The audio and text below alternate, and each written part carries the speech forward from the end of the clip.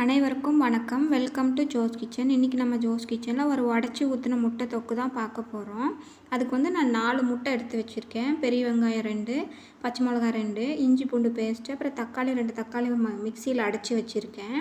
அதுக்கப்புறம் எண்ணெயும் கொஞ்சம் வெண்ணெயும் சேர்த்து நல்லா சூடு பண்ணிவிட்டு சோம்பு போட்டுக்கோங்க. சோம்பு போட்டு பொரிஞ்சதுக்கப்புறம் கருவேப்பிலை சேர்த்துக்கலாம். அது சேர்த்ததுக்கப்புறம் வெங்காயமும் பச்சை மிளகாயும் சேர்த்துட்டு நல்லா வதக்கிக்கோங்க. இது வதக்கும்போது நல்லா கமகமன்னு வாசம் வரும். மீடியம் ஃப்ளேமில் வச்சு வதக்கிக்கோங்க. ஸ்லோ ஃப்ளேமில் வச்சா கொஞ்சம் டைம் ஆகும். அதனால் மீடியம் ஃப்ளேமில் வச்சு நல்லா வதக்கிட்டு இஞ்சி பூண்டு பேஸ்ட்டு சேர்த்துக்கலாம். நீங்கள் ஜோஸ் கிச்சன் சேனலுக்கு புதுசாக வந்திருக்கீங்கன்னா மறக்காமல் சேனலுக்கு சப்ஸ்கிரைப் பண்ணிக்கோங்க. இஞ்சி பூண்டு பேஸ்ட் வந்து ஒரு 2 ஸ்பூன் சேர்த்துருக்கேன். சேர்த்துட்டு நல்லா பச்சை வாசனை போக ஸ்லோ ஃப்ளேமில் வச்சு வதக்கிக்கோங்க இந்த டைமில். அதுக்கப்புறம் நம்ம அரைச்சி வச்ச தக்காளி சேர்த்துக்கலாம். நான் 2 தக்காளி அரைச்சிருக்கேன். நீங்கள் வேணும்னா உங்களுக்கு எவ்வளோ தேவைப்படுதோ அது மாதிரி 3 தக்காளியோ இல்லை 4 அரைச்சி ஊற்றிக்கோங்க. ஊற்றிட்டு இதையும் நல்லா வதக்கிக்கோங்க. ஒரு 2-3 நிமிஷம் வதக்கிட்டு அதுக்கப்புறம் உப்பு, மிளகாய் பொடி, மஞ்சள் பொடி, சீரகப்பொடி 1 ஸ்பூன் எடுத்து வச்சுருக்கேன். அதுக்கப்புறம் குழம்பு மிளகாய் பொடி தான் நம்ம 2 ஸ்பூன் சேர்த்துக்க போகிறோம்.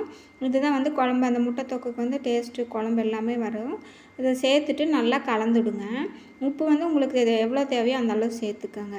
சேர்த்துட்டு இது மாதிரி ஒரு டம்ளர் தண்ணி ஊற்றிக்கோங்க. நீங்கள் வந்து எக்ஸ்ட்ரா வேணும் அப்படின்னிங்கன்னா நிறையா இன்னொரு 1.5 டம்ளர் தண்ணி சேர்த்து ஊற்றிக்கோங்க.